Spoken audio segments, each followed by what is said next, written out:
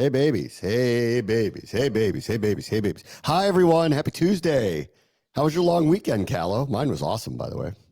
Pretty good, pretty good. Took in some Nats games. I actually stayed around town. Beautiful weather this weekend. If you were here in DC, like maybe the best weather we've had in a couple years. I feel like in terms of like temp and sunny and the vibes out in the city. So yeah, I stuck around and it was great.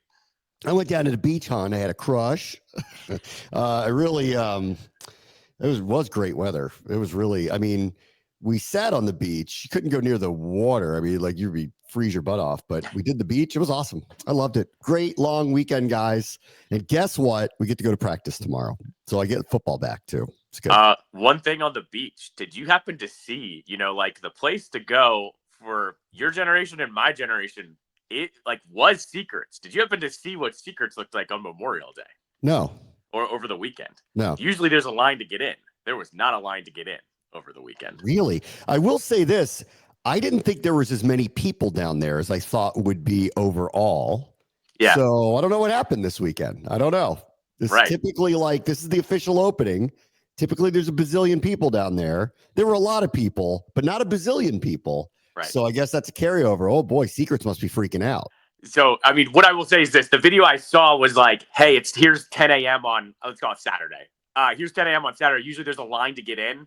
There were 4 people. So, like, I'd like to hope that we're all getting a little more responsible because 10 a.m. Saturday, I mean, really, do you need to be in a bar? But, okay. Memorial Day weekend, though, like if there is a time where you're going to overindulge, it's the swim up bar. Day, Memorial Day weekend, Labor Day weekend. Yeah. Yeah. It's the swim up bar and Secrets Memorial Day weekend. So I saw that. And then it was actually sent to me because they were making fun of the fact there was no line. And then a run club was meeting up with like 100 people next to it in their parking lot. So that was then all of a sudden there they were. Right. Yeah. Okay. Right.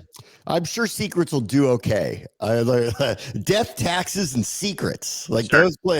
those are certainties every year. All right. Let me get into this piece I read. Because we're about 100 days away from the start of the NFL season. We got the schedule out. We even know the preseason game times, which noon start, guys, for one of those preseason games. Big thumbs up from me on that one. We got a noon start for a preseason game. Very, very, very pleased about that.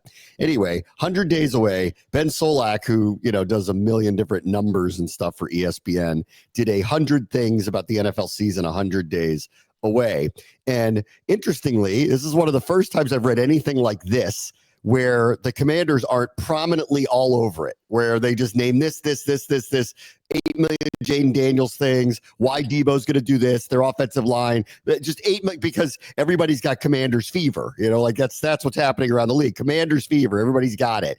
Not this piece.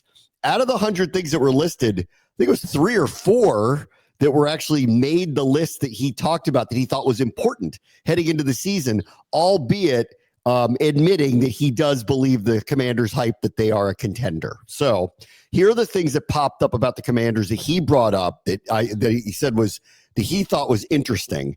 And this one isn't really, it's a semi-hot take. And the way that he put it about Jaden Daniels and Drake May left you to believe that he was kind of taking a shot at the Commanders, even though I don't believe it should come off that way. He wrote this.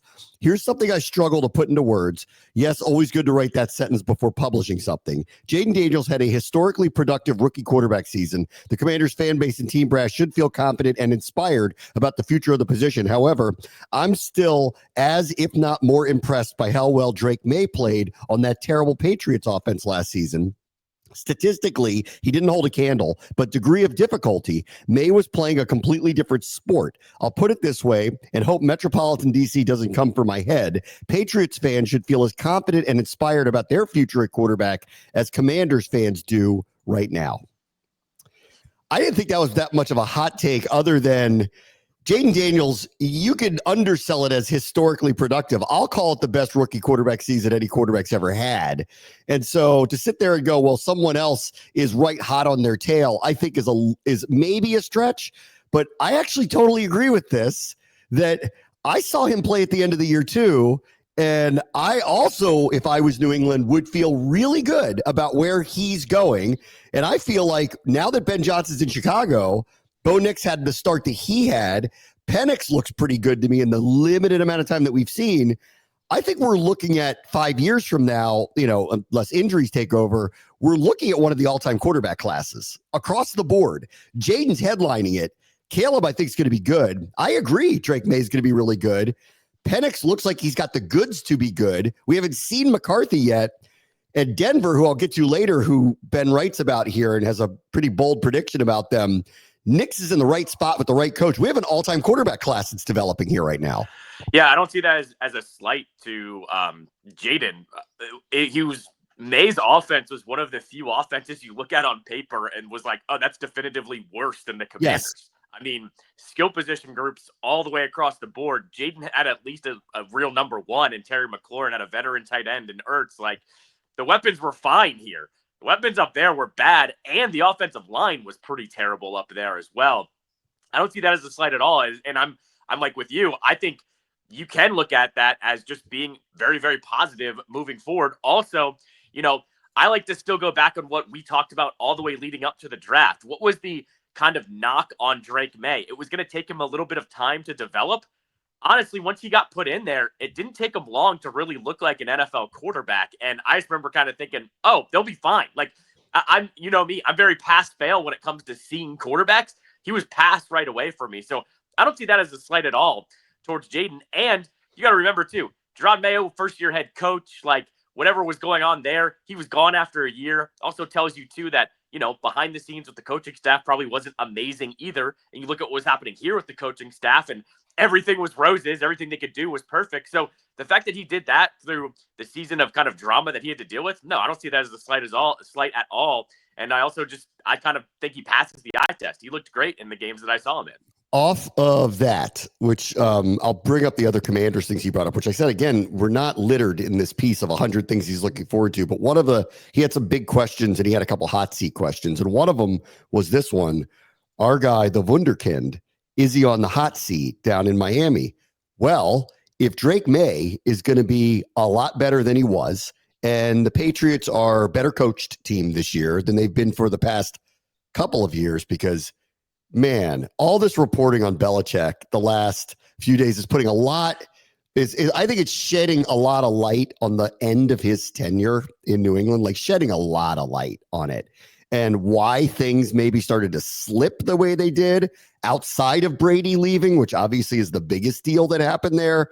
But it's starting to paint a picture of he kind of lost his edge in football and became way, way, way, way, way too inclined to deal with the 20-year-old, and that's all going sideways. Anyway, if Drake May is going to be what Ben thinks he is, and I agree, I think he's going to be very good. We know what Josh Allen already is. This guy's going to be toast because he's going to be in the wrong division. Everybody has this, like, they hate Tua for some reason. Like, everyone wants to go after him.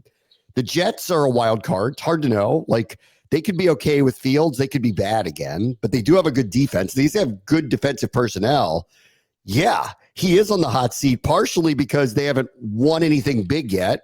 2, they had a total down year. 3, all these veterans are like kind of leaving one way or the other, which is always a really bad sign when really good players end up just going other places. Like, I don't know why Javon Holland's on the Giants right now. Like, why don't you want him? They're trying to trade Jalen Ramsey. Others have kind of walked out the door on them. They're losing talent. Like, why are you losing talent? Tyreek Hill doesn't feel long for that place anymore. Like, they're losing talent.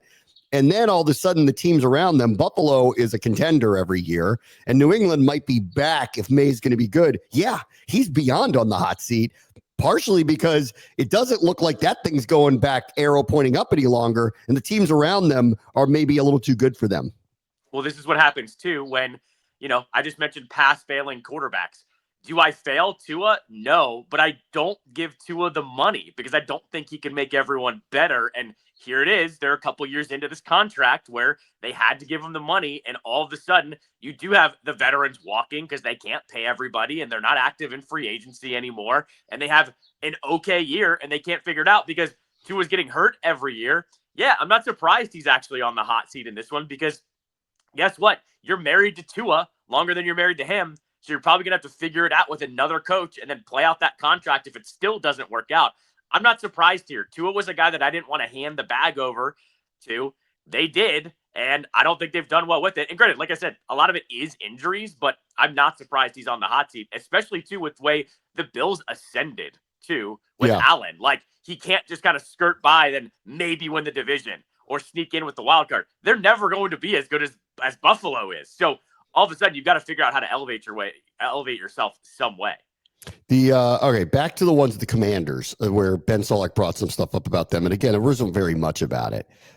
He asked what I think is the big question of the offseason, which is where is the edge? And he even ended the piece with, because he said Frankie Louvu's probably their best pure pass rusher, but that really shouldn't be the case. Like, you need to find some help here. And then he named all the other players that they have, and it's Cleveland Farrell and a couple of veterans that they've brought in, and Dorrance Armstrong. And so I'm still under the belief that I'm surprised that we have OTAs going on right now, and that still hasn't been addressed. Like, I feel like something is coming. I don't know what. Maybe it's a veteran towards training camp because they don't want to sign now, because they don't feel like they're getting the money either way. They don't want to sign now. Or maybe there is some kind of less and less likely do I think it's a big trade, but I guess it's possible with no extension for TJ Watt and a standoff with Trey Hendrickson. I suppose a trade could be coming down the road, but I at this point, I kind of doubt that that's happening, but who knows? You never know. But he asked this question. He ends his piece with, for a quote unquote so-called Super Bowl contender, that's a big piece that's missing here. And I agree with that, because if you look on, I'm very optimistic. I think the window's open. I think this quarterback can take them all sorts of places. I think their chemistry was unmatched. I think their organization is set up differently than it was as of a few years ago to try to sustain the success that they built on last year. And that with Jaden, they're going to be good for a while, especially in a window where he's not making a ton of money and doesn't take up a lot of cap space. So I buy all of it, but I also agree this is a void. And if you're every team's got something off about them, this stands out. And I agree with Ben Solak. I don't think this has been addressed properly yet.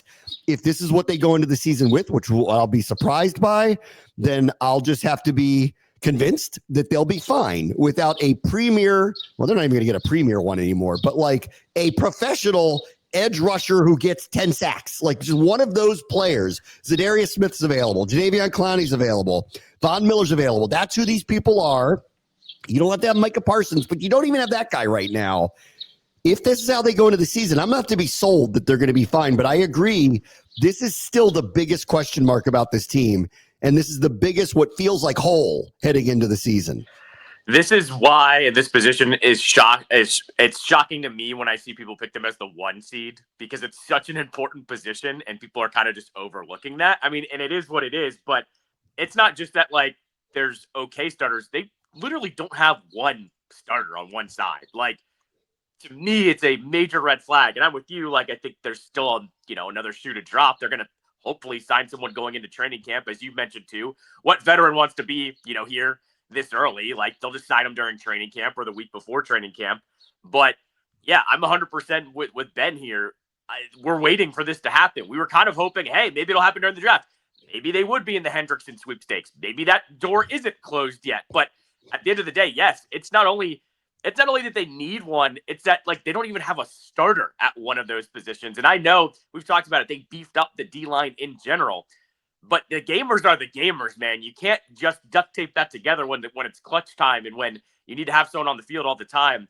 I'm with him. That's the biggest red flag. And as I said, I was kind of shocked to just see people pick them, so high up and kind of just throwing that away and disregarding it. I look, D-line's another position, again, that corner and offensive line, that Adam Peters and his group have done an amazing job flipping those units around very, very quickly, and more so corner and offensive line. If you looked at top to bottom, offensive line as the group and corner as the group going into last season, and then look at what they have heading into this season, it's amazing how different both of those groups are. The defensive line one is a little bit different because John Allen's gone now. I don't necessarily know that they replaced him. I think that's an open question. Did they get somebody who's as consistent as John Allen is, or as capable as John Allen is? And that's the hope of what Kinlaw is. But that's one that is a need to be seen situation. But the across the board depth that they have on it is much, much, much higher with the exception of at corner, they went and used a high draft pick to get one, and they got Lattimore, and they're hoping Lattimore's going to be what he was a couple of years ago. On the offensive line, they got a high-end Pro Bowl left tackle. They just used a first-round pick on a right tackle, filters down to all these other players, looks like a much deeper, stronger unit moving forward. D-line is still missing that premier edge rusher. It just is. And clearly they're not going to get it this year because you can't fill everything. They could have taken one in the draft. They chose to go a different direction than that. There isn't, unless you're going to trade for Watt or Hendrickson, there isn't really one of those just available to you, and you're going to pay a price to do either one of those things. And I have a hard time buying they're going to pay that price considering two of their draft picks for next year are already accounted for elsewhere for trades that they already made with Laramie Tunsil this year. So this is something that's going to need to be addressed down the road. But I fully agree that it's still a void, and they're going to have to find somebody who plays that position and can offer them what they need, which is third down situational pass rushing that can get sacks or more, because it doesn't appear as if they have one of those players right now. Yeah, and I mean, look, the route that you go to, none of them are backbreaking at this point. You either sign one of those veterans, maybe someone in training camp is falling off of a depth chart that you can do a late round pick or a pick swap, or even we see it all the time in the NFL where you can trade a veteran for a veteran sometimes when two guys in a different depth chart and you can match up a little bit. The thing is what I'm talking about there is that level of player is not the impact player I think that they kind of need. Like, they're going to get somebody that's solid, hopefully, but of course it's edge. That player doesn't grow on trees. You're not going to find an amazing one at an amazing price either. I do think it's still interesting that the Hendrickson thing hasn't shaken out yet, but I don't think this team is in the business of trading more draft picks at this point. I just don't think they are. I don't either. I believe Hendrickson's going to sit out. Like, I really don't think he's going to play on that contract. But the Bengals do have at least recent history of holding their stars' feet to the fire. Like, they didn't give Chase what he wanted. They didn't give Higgins what he wanted until they had to, like until their contracts were up. And I got a feeling that this one's going to get ugly unless Hendrickson's willing to take something that's below his market value, which doesn't sound like he's open to. But that doesn't mean that Washington's trading a first-round pick. In fact, I don't think they are. Right. Well, I don't think anybody is. I think if somebody was going to do it, I think it would have happened by now. So anyway, so that's that one. All right. The one of the thing that Ben Solak brought up in his piece, the 100 things with 100 days to go before the season starts, was the fourth down conversion number that Washington had a year ago. That was kind of part of the magic carpet ride. It was unbelievable how often they were able to convert last year. And he wrote this about it. 87% is the number that they converted on fourth down. 87%.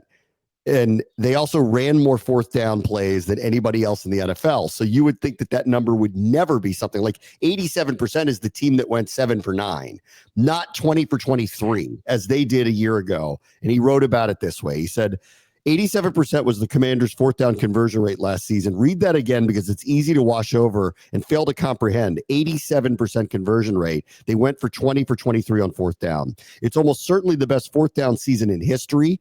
Two teams since 2000 have better conversion rates, the 2016 Cowboys, the 2018 Chargers, but with far fewer attempts, 9 and 10 respectively. By total EPA added 44.3, it was the most impactful fourth down season this century. In fact, 23.7% of the Commanders' total points came on drives that included a successful fourth down conversion, which is the fifth highest number of the century.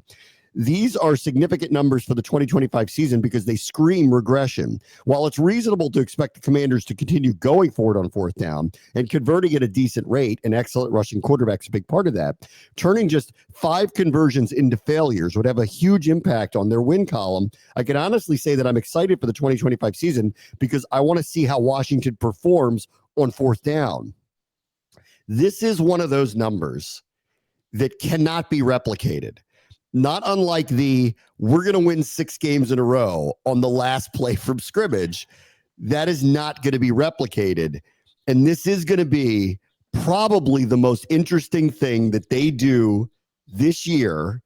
One, here's question 1 with that.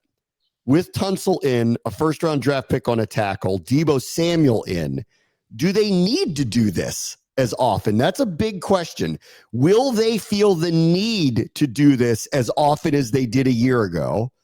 2, will they be willing to risk going for it as often? Do they trust themselves to, if they have to punt, just punt or try longer field goals because they got a better kicker? Remember, supposedly they've signed a better kicker that's going to be more reliable, albeit Matt Gay's issue has been from 50 out. Like, that's actually been his issue. We'll see if that changes. That was the same thing with Joey Sly when they brought him in here a couple of years ago. He got better and ended up becoming very proficient from 50 out. He wasn't kicking like the Dallas kicker from 60 plus or anything. He didn't have that kind of range, but he had become very proficient from 50 out. So those are the two biggest questions to me on the fourth down thing. Are they going to go for it as much because they don't feel like they have to, because their offense might be able to score more with the upgrades they've had without having to do this?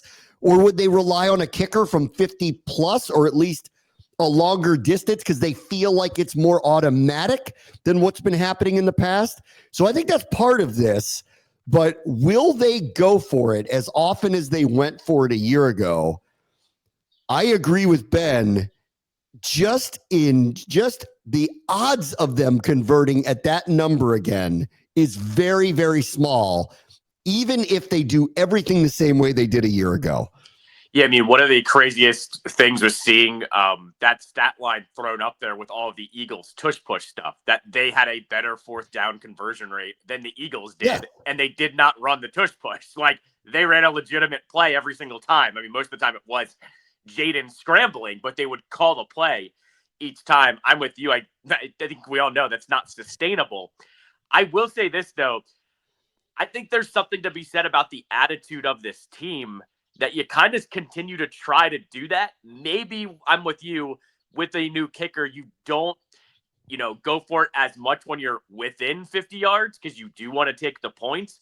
But I do think there's something to be said about how this team's identity became, honestly, a month into the season last year, where it was just like, oh, we're rolling with number 5 most of the time. Fine, let's do it. That became, the team's DNA throughout the year. And I remember there was just a certain point halfway through the year where they were going for it on fourth down, and it was no big thing. Everyone got used to it as well. Like, especially here locally, we never killed Dan Quinn when they failed to convert on any of the fourth downs. Like, it became a part of life.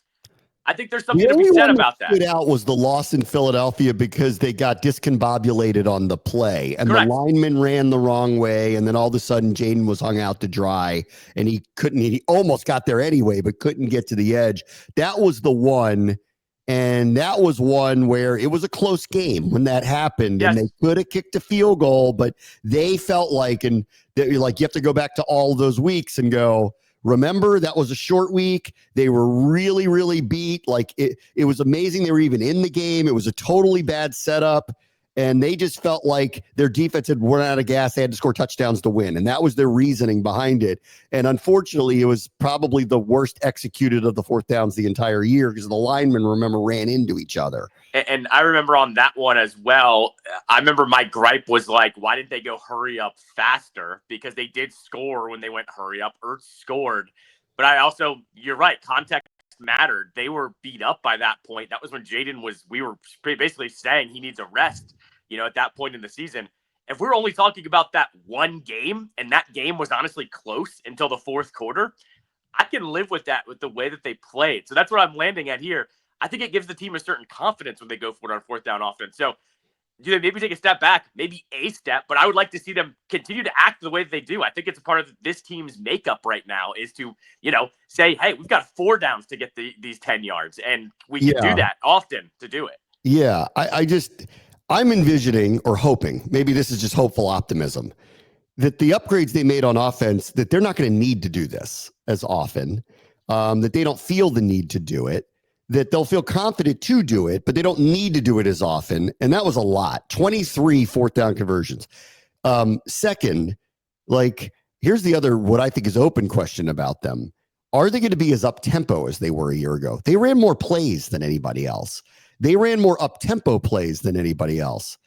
With this offense, are they going to feel the need to do that? Like that may come down to, I mean, here's the hope that they have an offense that becomes overwhelming because of Jaden now year 2. They have a legitimate number 2 determined threat on the other side. Their offensive line should be a lot better than it was. And because of the depth, hopefully sustainable throughout the year, maybe they don't feel like they have to run as much up tempo. Maybe they get some leads early in games, allows them to slow the pace of play down. Maybe they don't feel the need to go for 4th down as often. We'll have to see how the season plays out. We're going to find out early. But I was saying this early in the season too, when they were running all the up tempo, that they're running so many plays. This is going to catch up to them by the end of the year. And it did. Like in a lot of ways, Jaden had to become Superman because the offensive line was really beat up by the end of the year. So I really want to see how they kind of approach all of this because I love the chemistry. I love the fight. I love the will. I love the culture. But there are a couple of things here that are statistically impossible to replicate. And there are some styles that suggested long seasons, you might want to scale back a little bit to try to save yourself by the end of the year. So we'll see how they kind of handle all of this stuff. I think the argument that I'll have though is did the defense get majorly upgraded? No, I don't think so. No, I mean, it didn't. I think they got, their cornerback room looks to be a little bit better. I think that's the one I'll make the argument with. But no, and my thought process is, yeah, your offense got better, so you can put your foot down on the gas a little bit more too. I mean, that might also be the mindset here of, we were kind of talking about it leading into free agency in the draft. What's going to be easier to upgrade? The offense. The offense was the easier one to upgrade out of both sides. And if you do keep your foot on the gas throughout the season and you score more points, that's your insurance policy essentially. So I'm with you. It's going to be interesting to see, but I also don't think it necessarily means you have to change your mindset either. All right, I'll stay on this piece from ESPN next. Brad wants to show ESPN 630, the Sports Capital. All right, welcome back. I want to stay on Ben Solak's 100 things that he finds interesting, many of which are like analytically driven as we're 100 days out from the NFL season beginning. The only other thing I mentioned, the 3 things where the Commanders came up. The only other thing where he brought up, I think he was looking for some filler because 100 things, a lot of things to come up with. I forgot that Marshawn Lattimore's wearing number 2 this year and not number 23, which remember, Chris Rodriguez gave him that number last year when he showed up. I can't wait to talk to him and go, are you upset that you gave him the number and then he just like got rid of it at the end of the year? Because it was like, turned out to be not that important to him to actually have it. Yeah. I mean, whatever, like numbers are numbers at this point in the NFL, but yeah, I'm with you. I mean, I guess you could ask him, is he going to take it back now? Like, I mean, can he take it back? I don't know. I don't know what the numbers look like at this point. So here are among the things that Ben Solak brought up. He goes, 3 most improved teams this year. 1, the Raiders. Geno Smith's an upgrade at quarterback for sure. I think they're in the wrong division, honestly, but they also got Pete Carroll, been there, done that forever. So it's going to be a steadying force in terms of coaching for sure. Chip Kelly comes as the offensive coordinator. That's going to be interesting to see what that looks like. They drafted Ashton Genty. Brock Bowers is beyond a stud. So they've got the makings of star stud players on their team. Geno's good. Defensively, they have a couple haymakers over there. They might be a little better. I don't love them against the Chiefs, Chargers, and Broncos. Like I can't see them leapfrogging all of them, but they might be a little bit better than they've been. He picked Chicago. I agree. I think the coaching change is a massive upgrade for them. It's a do-over for Caleb. He needs it. They spent money on the offensive line. It's all right there in front of them to actually be pretty good on offense. I think the defensive personnel is pretty good. I think not unlike the Commanders a little bit, they kind of need a culture shock, like let alone culture change, like a culture shock. And let's see if Ben Johnson can provide that, because the rest of the infrastructure, remember, is all still there. And they've made mistake after mistake after mistake after mistake. They look good on paper, but we'll see. And then he picked the Pats as well, spent a lot of money in free agency, which often doesn't really work. But I will go back to what we were talking about earlier. If Drake May is fast tracking to be a very good NFL quarterback, and they got Mike Vrabel in there, who gets his second go around and a great run in Tennessee, of course, played there. They're very bullish about him. Their roster looks better. Their division doesn't look formidable outside of Buffalo. There could be a massive improvement. They could make a case that they think they're the second place team in that division, and I would buy that, actually. No, I agree on all accounts. The Raiders just getting a professional quarterback in there means that they're going to win, probably 8 to 9 games, especially with the way that the offense looks. Bowers, you could make an argument, might be, one of the best mismatches in football at this point. Now that they have a legitimate running back, He's the best receiving tight end in the game right now. I think between those two skill position groups and some of the defensive players, the Raiders should be 8, 9, maybe even a 10-win team. Chicago, I think, one, they identified their weakness offensive line and went and addressed the entire unit. And I also look at them as like 2 years worth of assets that are about to show up and show out. Like, we liked what they did last offseason.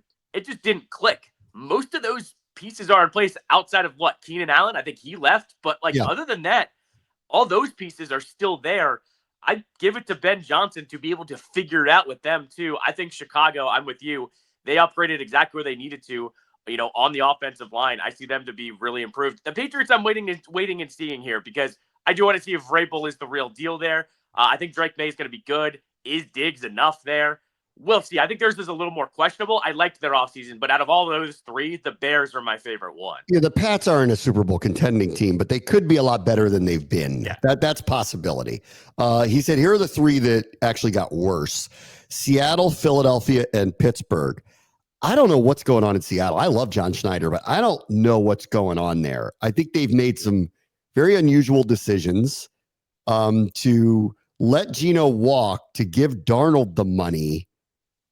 I mean, I guess if Milroe ends up being the replacement in a couple of years, I suppose that works out, but I don't really totally understand that. They traded DK Metcalf. They don't have anybody better than him. And by far, so I don't know what's going on there. Like they're confusing me a little bit. So I'm not sure. They are in a suddenly unusual division where Arizona might be a tick better than people think, dependent on Kyler maybe, because they were kind of coming on, getting a little bit better. The Niners are hard to figure right now because they're kind of transitioning from some players, but they're paying others, and they're trying to do the Caps thing. They're trying to we're trying to keep the gang together and get younger at the same time. That's a hard needle to thread, but that's what they're trying to do. And the Rams they reloaded fast. And if their young defense continues to get better, they're probably the best team in that division. But I think Seattle, I can't figure out the direction right now. Philadelphia, they said got worse because of the people they lost on defense. And there were 4 starters. And I don't think any of them come off to me as people that they can't find adequate replacements for, albeit not to dismiss Sweat, because I don't think you just find guys who are like that. Like, look at the Commanders. They don't have one as good as him right now. But is he Max Crosby or Myles Garrett? No, he's far from that.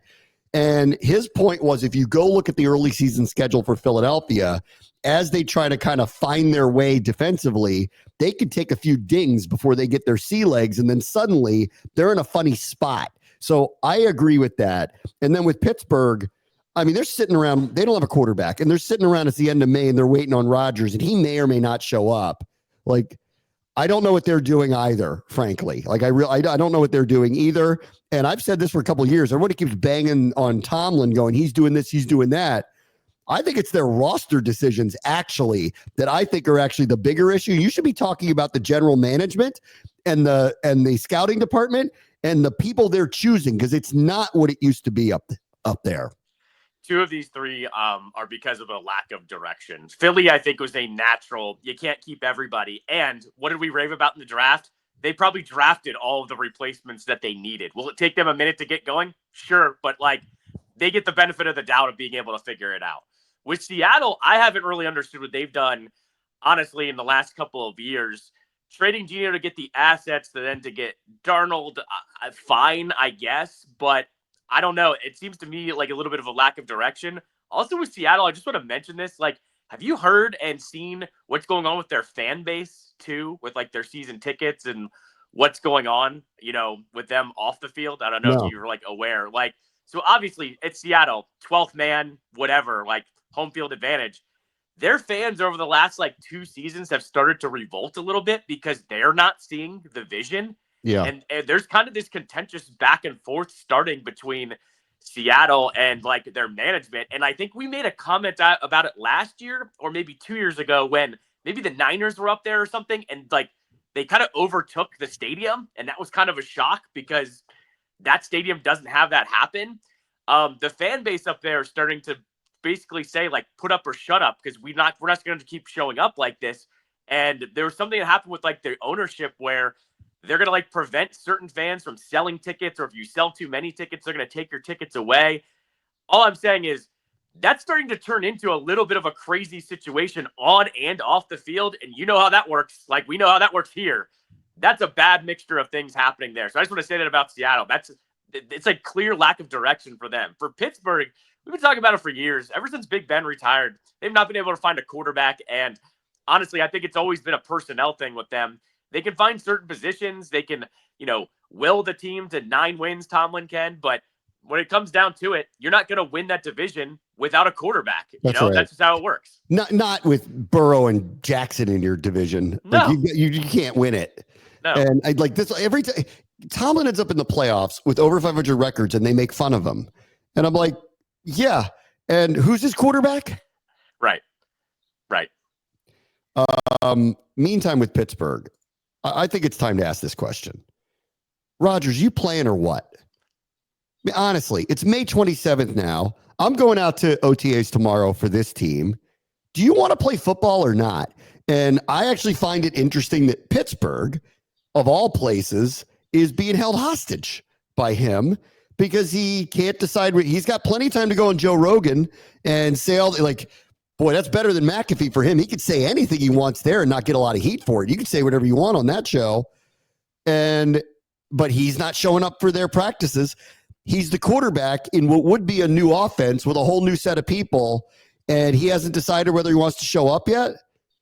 Guy, do you want to play football or not? And I'm surprised, of all places, Pittsburgh, of all places, is going, yeah, we're fine. We'll wait it out. Take your time. I think we're beyond take your time now. Like, at some point, he's got to show up and want to do this. Yeah, but I made this argument, I think, last month, where I think he's going to kind of go what we've talked about with edge rusher here. Maybe not all the way till the first day of training camp, but I think he's going to wait until the last possible moment that he's going to sign on, because he doesn't really want to be a part of an offseason program. And guess what? I've said this too. It might be a trade-off for the Steelers. If Aaron Rodgers wants to go on a darkness retreat or go to Egypt and miss some workouts or whatever, they don't have to answer that question because he's technically not on the team.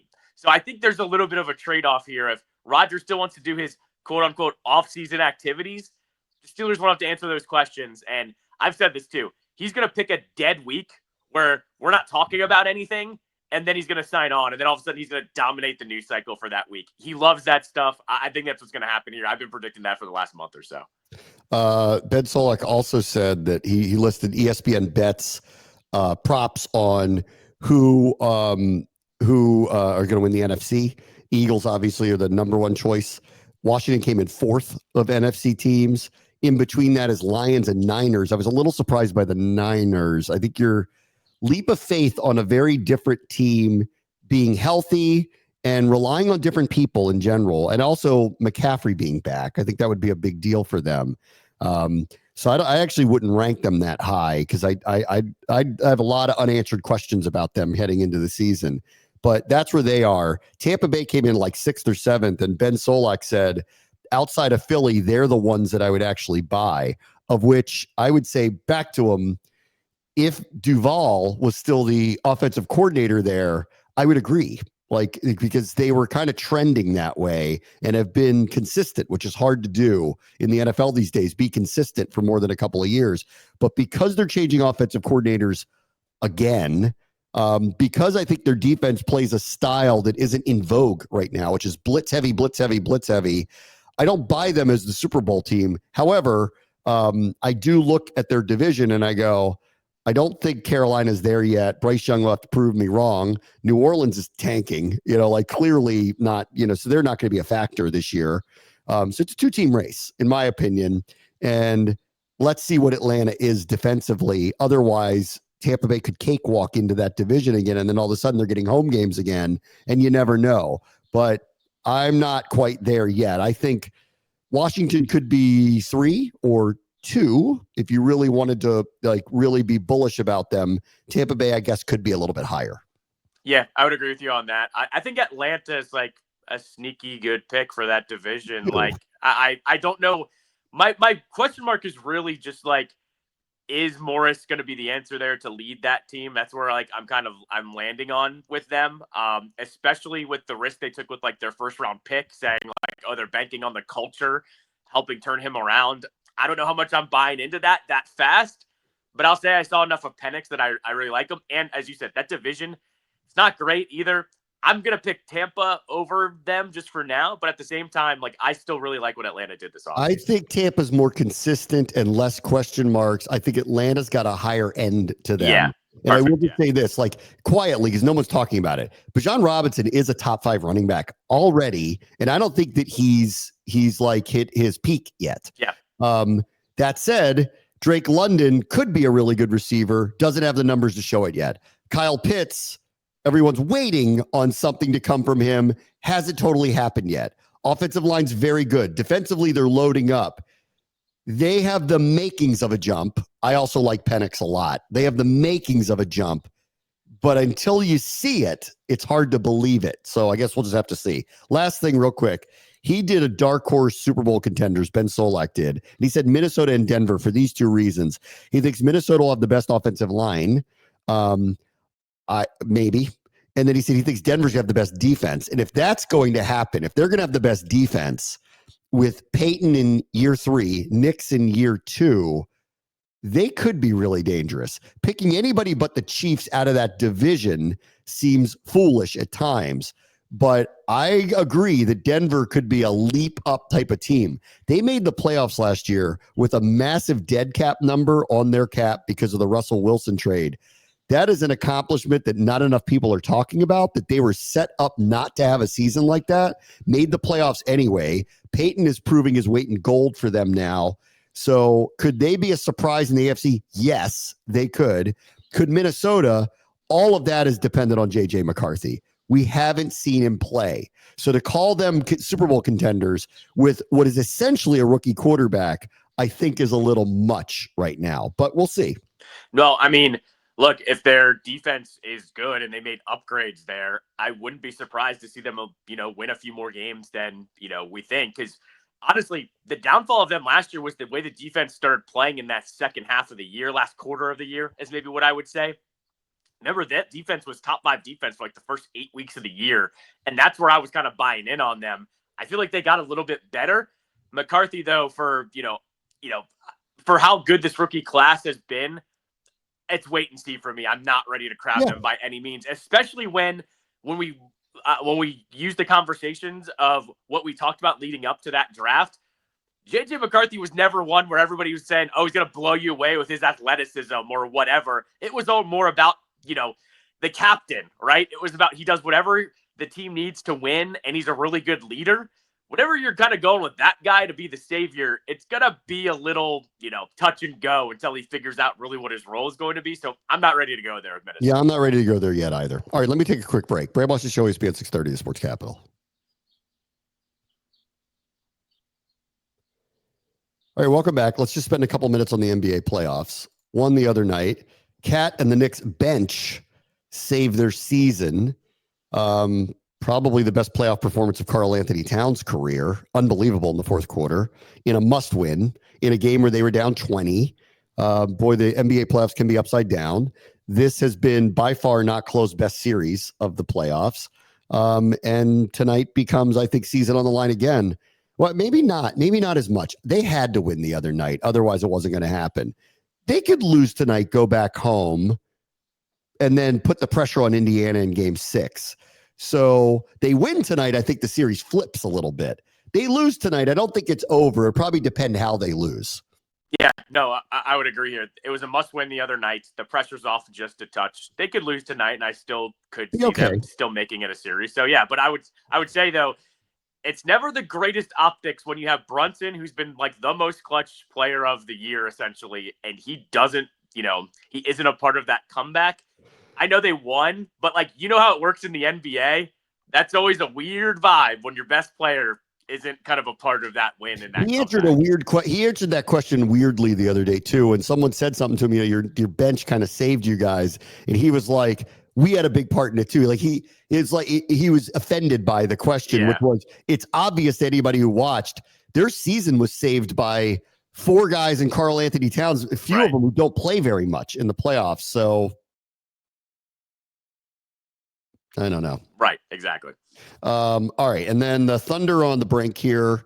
They have just totally shut down Anthony Edwards. I can't picture Minnesota winning 3 in a row to come back. I can't. Like, this will probably end in game 5. And the Thunder, I will appreciate this because I knocked the NBA over and over and over. That team plays defense. Like, they play real lockdown defense. And I appreciate that because I think a lot of the essentials of good team play is just not evident in this sport lately. I think that's one of the chief complaints about it, especially in the regular season. Not these guys. They play it the right way. And I'm done with the complaints about SGA. Like, many of these calls are fouls. Does he get a couple like Harden? Can he kind of get himself to finagle himself to get a couple of calls? That's the game, guys. But it's not constantly. And I'm sorry, he's an aggressive player. He has really great body control. He gets people, induces them into fouls. And when you see it in slow-mo replay, 90% of the time, it's the right call. Get off this guy's back. Welcome to being an elite player in the NBA. When you have the ball in your hands a lot of the times too, you also are privy to get one of these calls. So yeah, I'm with you. I'm not, I'm done, seeing those complaints, whatever. Just on OKC in general, I thought they were a better team top to bottom regardless. They've looked like it. Ant could only do so much on the other side. This is where it was going to stop for them anyways. But yeah, OKC is going to walk away with this. Yeah. All right, everybody. Talk to you tomorrow. Brave Boss Show, ESPN 630, the Sports Capital.